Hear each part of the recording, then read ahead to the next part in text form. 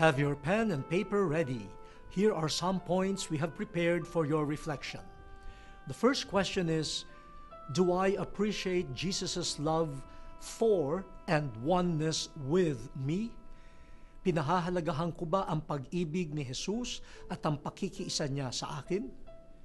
The second question is, how could I make others experience the love of the Good Shepherd? Papaano ko maipadadama sa iba ang pag-ibig ng mabuting pastol?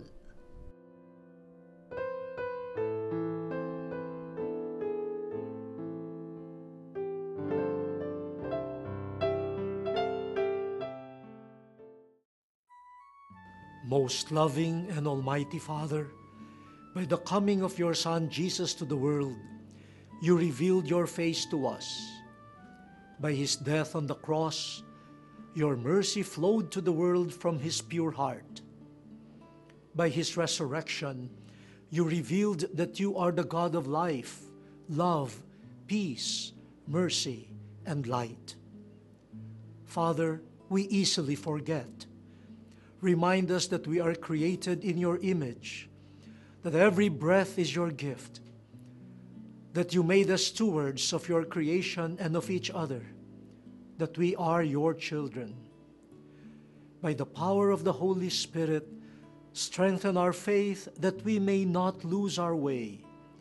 Deepen our hope that we may not despair.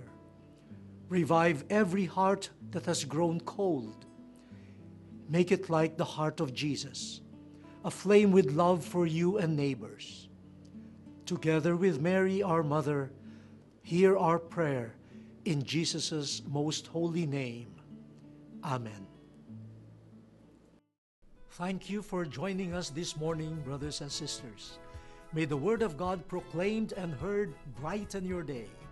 As disciples of Jesus Christ, let us emulate His life, full of love, rich in mercy, and overflowing with compassion for the poor. May the Lord, who is our peace, protect you and all whom you love. Until next Sunday, here on The Word Exposed. Ang siyang sa